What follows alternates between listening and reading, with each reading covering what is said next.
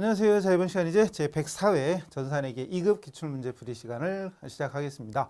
문제 풀기 전에, 강의 듣기 전에 먼저 혼자 15문제잖아요. 자기 실력으로 찍지 말고 한 10분? 10분도 시간 너무 많은데 어쨌든 10분 정도 시간 재고 혼자 먼저 풀어보세요. 찍지 말고. 그리고 나서 강의를 들으면서 내가 푸른 거 확인해보고 정답 여부는 미리 뭐 답안지 다 있겠지만 그걸 떠나서 풀이 방식 이런 것들을 배울 게 있나 한번 잘 째려보세요. 들어갑니다. 실제 시험 볼 때도 실기하고 이런 순서로 가는 게 낫다고 그랬죠? 갑시다. 1번 혼합거래? 혼합거래라고라 혼합거래. 이거 우리 생기초 할 때 회계 처음 배운 앞부분 할 때 교환거래, 손익거래, 혼합거래 있었잖아요. 혼합거래는 뭐 저기 이렇게 써 있기도 하죠. 교환거래와 손익거래가 합쳐진 것이다. 뭐 이렇게도 표현하고 아니면 저 강의할 때 어떻게 했지요? 저 어떻게 했지요?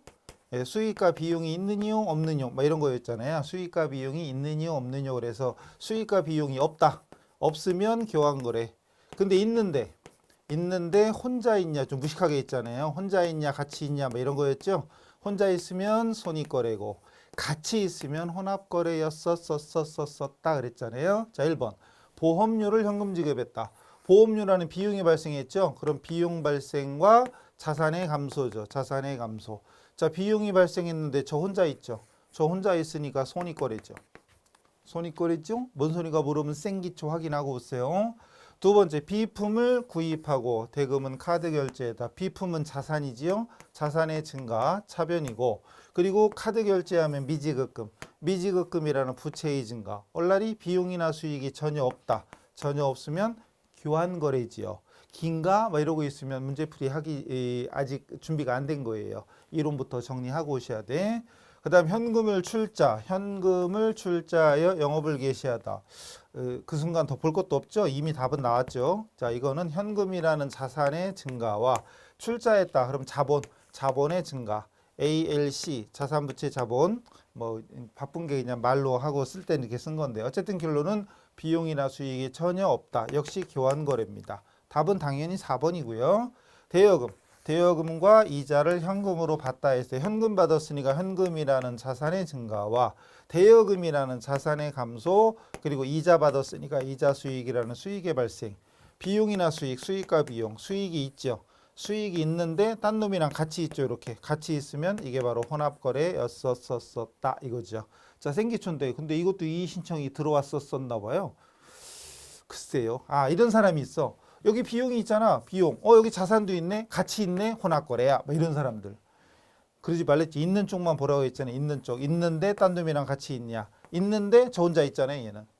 다른 쪽 보지 말고 있는 쪽. 얘는 혼자 있고 얘는 딴 놈이랑 같이 있죠. 다른 거죠. 이것도 이의 신청이 들어왔었는데 결론은 안 들어주죠. 말이 안 되는 거지요.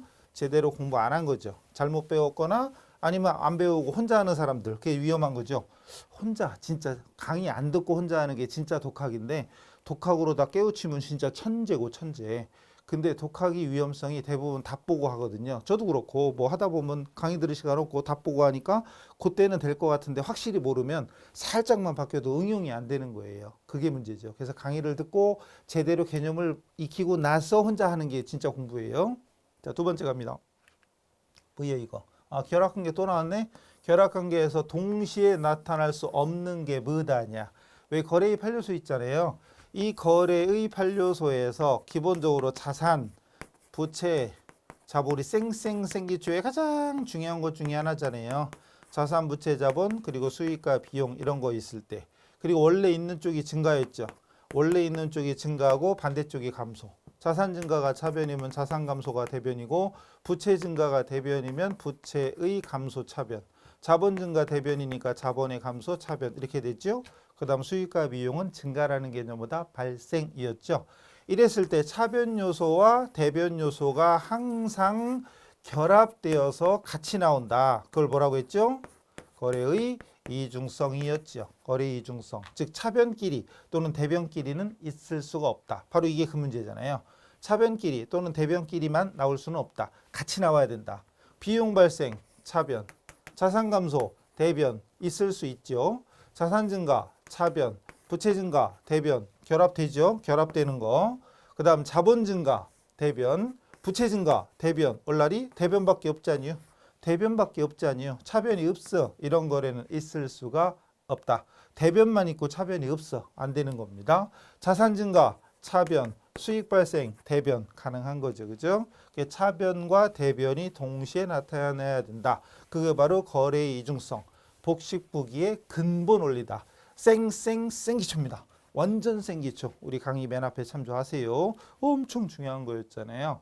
그리고 완전 생기초, 생초보 회계원리 거기에서도 분계특강 할 때 분계특강 들어보셨어요? 완전 회계 입문자 초보자들 입장 회알못 초보자들이 들었으면 이런 거 쉽게 될 겁니다. 개정 과목, 거래의 판례소, 분계, 전기 이런 부분들이 회계의 가장 기본 근간이 되는 것들이다. 중요한 거예요. 시험 번. 기업 결산일에 경영성과를 나타내는 재무보고서 하는 순간 끝났죠? 경영성과를 나타내는 재무보고서가 바로 손익계산서. 손익계산서에 해당되는 건 수익과 비용. 수익과 비용인데 그냥 보자마자 기부금 딱 나와야지. 이걸 한참 고민하고 있으면 공부 안 한 거죠. 그죠? 기부금은 비용이고 예수금은 부채, 성급비용 자산, 미지급비용 부채입니다. 그죠? 기부금은 비용. 정확히는 영업외 비용, 영업외 비용 900번대 영업외 비용 이렇게 됩니다. 이걸 고민하고 있다. 그럼 공부 되게 하는 거죠. 귀민머리 3개 뽑아야 돼. 귀민머리 확 뽑으면 정신이 버쩍 들 거예요 아마. 그래서 이거 가지고 고민하고 이걸 찍고 있다.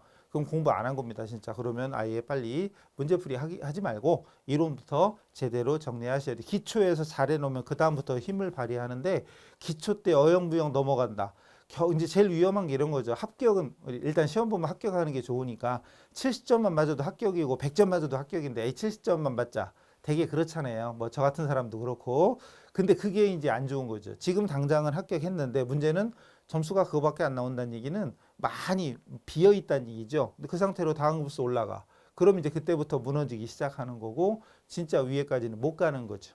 그러니까 기초 때 잘해두면 가면 갈수록 더 쉽게 합격할 수 있고 또 진짜 결국은 우리 이 회계는 회사 취업이나 이직할 때 쓰는 거잖아요. 근데 가서 일을 할 때 힘을 발휘해요. 그러니까 합격했다는 게 중요한 게 아니라 점수를 가급적 100점은 아니더라도 한두 개 실수는 할 수 있으니까 그러니까 90점대 이상은 무난히 맞아야 되는데 우리는 무난히 틀리죠. 그래놓고 69, 70, 1점 갔다 맨날 이러고 있죠. 그죠? 그러면 아니 되어요. 저 강의 듣는 분들은 그러시면 아니 되옵니다. 자, 4번. 재무상태표. 재무상태표 자산부채 자본 설명으로 옳지 않은 거. 재무상태죠. 일정 시점. 이거 중요한 말이죠. 좀 전에 앞에 문제가 손익계산서인데 그건 일정 기간이었고 얘는 일정 시점이죠. 일정 시점에 재무상태를 나타내는 보고서이다. 당연하지. 근데 이거를 기간으로 바꿔놓고 일정 기간 재무상태 이래도 몰라. 그럼 틀린 말이에요. 기간과 시점은 다른 말입니다. 기초자본과 기말자본을 비교해서 순손익을 산출할 수 있죠. 기초자본보다 기말자본이 많아지면 이익인 거잖아요. 당연한 거죠. 맞고. 재무상태표 등식은 자산은 부채 플러스 자본이다. 맞죠? 자산은 차변, 부채 자본 대변. 1, 2, 3번 다 맞으니까 답은 4번이겠죠? 자산과 부채는 유동성이 낮은 순서. 유동성이 낮은 게 아니라 높은이죠. 빠른 거, 높은 거. 즉 환금성이 빠른 것부터. 그래서 자산과 부채를 적을 때 유동자산과 유동부채를 먼저 적고 비유동자산과 비유동부채를 나중에 적죠. 그래서 유동, 비유동 순서로 적는 게 바로 유동성 배열법. 뭐라고요? 유동성 배열법. 이게 바로 나와야 돼. 나 알고 있었어야 돼. 이런 건 답, 이제 강의, 괜히 들었네. 나 다 알고 있는 거야. 그게 정상인 거죠. 그게 정상인 건데, 하나도 모르겠네. 에이씨, 저런 게 있었나? 막 이러고 있으면 공부 되게 안 한 거죠. 아니, 강의를 안 들었거나 공부를 안 했거나. 그죠? 강의를 안 들었으면 들으면 되고, 공부 안 했으면 하면 되죠, 이제? 네, 다시 하면 돼요. 문제풀이가 중요한 게 아니에요. 그 다음, 뭐가 갑자기 많아졌어? 큰 게 있었나? 그러네. 자, 기말 현재 대손충당금 잔액은 얼마냐? 오, 이런 건 보통 회계 2급보다는 1급 이상에서 나오는데 2급에서 나왔네요. 그 문제가 우리 문제 거기까지 간단하게 나온 거 치고는 이건 길게 나왔죠, 좀. 어쨌든 기초 대손충당금, 기초 또 전년도의 대손충당금과 상계 서로 없애는 거죠. 상계했던 거래처 찬이 상사의 외상 매출금을 회수했고 기초 매출 채권, 기말 매출 채권. 기말 매출 채권의 1% 충당금을 설정하기로 했다. 충당금 설정하는 걸 다른 말로 대손 예상한다라고도 하죠. 그죠? 대손 예상.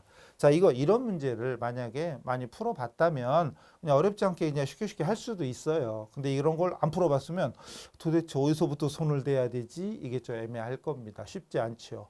이거 이론 공부 안 돼 있으면 이거 아예 못 풀어요. 아, 이게 진짜 실전이다. 근데 딱 보니까 낯설어. 이게 뭐지? 어쩌란겨? 이럴 때는 그냥 일단 제끼죠. 빨리 제끼는 거예요.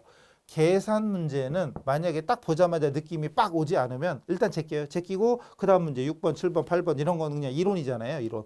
그 찍는 거 말 문제잖아요. 이런 거 막 찍어야지. 아, 찍으면 안 되지. 풀어야지 참. 어제는 막 풀어요. 그리고 계산 문제가 몇 개 안 되네. 5번하고 13번이 계산이고 나머지는 다 그냥 찍는 거죠. 말 문제잖아요. 요즘 말 문제라대. 어쨌든 말 문제 이런 거 풀면 돼. 실전에서는. 그러니까 이렇게 문제가 나왔는데 느낌이 쎄하다. 그럼 일단 제끼고 다른 거부터 풀어요. 어떤 분은 저는 이거 하고 넘어가야 돼. 승질이 나는 이거 하고 넘어가야 돼. 이런 분 있죠. 그 5번에서 막히고 끝나는 게요. 6번부터 15번은 못 풀고 그냥 끝나는 게요. 바보죠. BABO 이제 바보예요. 그건. 그러니까 이런 거 만약에 실전에서 딱 봐서 이거 어떻게 푸는지 잘 모르겠어. 그럼 일단 제끼고 다른 문제부터. 아셨죠? 다시 옵니다. 여기서 핵심은 우리 대손은 크게 대손 예상할 때 분계, 대손 발생할 때, 그리고 대손 채권 회수되는 거, 상각 채권 회수되는 거 이 세 가지죠. 크게 나누면. 근데 여기 다 나왔어. 그 물어본 건 결국은 기말 충당금인데 여기서 이런 문제를 많이 풀어본 사람은 기말 대손 충당금을 물어봤다. 그럼 기말 충당금은 결과적으로 대손 예상된 기말 대손 추산액이죠. 예상액이에요. 그러니까 대손 예상액 또는 추산액입니다. 이러면 알아들어요. 공부 많이 했고 강의를 잘 들었으면 이거 알아들을 겁니다. 결국은 기말 충당금 물어봤으면 기말 대손 추산액이다. 대손 추산액 매출 채권의 1%잖아요. 기말 매출 채권의 1%가 이 문제의 정답이 됩니다. 이러면 알아들어. 공부한 사람은 강의 잘 들은 사람은. 근데 대손이 되게 좀 어려워하지요.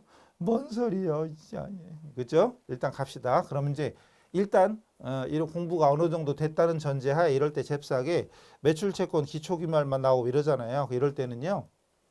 일단은 외상매출금 계정을 그리는 게 가장 있어 보이고 가장 합리적인 문제풀이 방식이고 다른 방식은 이따 다시 해드릴게요. 외상매출금 계정을 생각해보자. 자산이잖아요. 그럼 자산은 기초가 차변부터 시작하죠. 기초매출채권. 그리고 기초매출채권이 차변이면 기말매출채권은 대변이고 그리고 외상매출금 계정이니까 차변에 외상매출이죠. 외상매출액이 차변에 오고 대변에 외상대금 회수액이 대변에 옵니다. 그리고 대손 발생, 대손됐던 거. 대손이 발생하면 대손 발생하는 거 대변으로 없애주죠. 이건 대손 발생이죠. 대손 발생이죠. 이게 기본적인 외상매출금 계정 구조예요. 근데 여기 다 나와 있나 보니까 이건 충당금이고 외상매출금 회수했대. 그리고 매출채권 2개 있네. 그리고 저랑 강의를 많이 공부한 사람들, 제 강의를 많이 들으신 사람들은 만 단위 말씀드렸죠. 딱 봐도 1,500만 원이다. 이런 분들은 만 단위로 하시고 10, 100, 1000만, 10만, 100만, 1000만 이런 분들은 다 쓰세요. 1500000 다 쓰시고 딱 봐도 1,500이야. 그럼 이거 만 단위로 1,500. 기말 매출 채권 1,000. 그리고 다른 자료가 현재 올라리 왜 이렇게 없지? 아, 이거 괜히 했네. 여기 기말 매출 채권이 써 있잖아. 기말 매출 채권이 써 있으면 답은 너무 쉬운데 이거 다 그릴 필요도 없어요. 만약에 외상 매출액도 문제에 나와 있고 회수액도 나와 있고 막 이렇다면 기말 매출 채권을 구한 다음에 기말 매출 채권의 1%잖아요. 말은 길게 했는데 답은 정말 쉽네. 매출 채권의 1%면 1,000만 원의 1%가 얼마예요? 10만 원이잖아요. 10만 원. 10만 원. 여기서는 왜 만 단위로 안 했어? 제 마음이죠. 10만 원이죠. 그럼 그게 답이에요. 그냥 1번이 답이야. 일단 1번이 답이에요. 에? 1번이 답이에요. 어쨌든 답은 정말 간단해. 사실은 위에 거 결과적으로 다 필요 없네. 여기서는 기말 매출 채권이 문제로 주어져 있기 때문에 문제가 알고 보면 정말 쉬운 건데 만약에 조금 아까 제가 처음에 문제 안 풀어보고 처음에 이건 보통 1급 이상에서 나온다 했잖아요. 그럼 왜 그러냐 하면 보통 기말 매출 채권을 구해야 돼 일단. 기말 매출 채권을 구한 다음에 풀어야 돼. 그러니까 한 번에 계산이 안 되고 두 번, 세 번 해야 돼요. 그래서 1급 이상에서 나오는 건데 지금 이건 2급이잖아요. 어쩐지. 이 기말 매출 채권이 나와 있어. 나와 있기 때문에 그냥 대손 예상률 1% 곱해주면 그냥 답입니다. 근데 이해가 안 되는 사람 있죠? 왜 그래야지? 이런 안 되는 분들이 계실 거예요. 자, 그 다음에 또 일단 답은 이미 나왔고, 자, 그 다음에 또 이런 거 있죠. 제가 아마 문제풀이에서 언젠가 아니면 이론에서도 대손 충당금 계정 구조를 그려드린 적이 있을 겁니다. 충당금은 자산의 차감항목, 자산하고 반대쪽이죠. 그럼 대변이 기초입니다. 자산은 기초가 차변이지만 자산의 차감이니까 반대쪽 대변이 기초고 차변이 기말이에요. 그리고 대변이 대손 충당금 추가 설정. 추가 설정인데 그게 바로 대손 예상이죠. 추가 설정이 대손 예상이고 그리고 차변이 대손 발생. 대손 발생.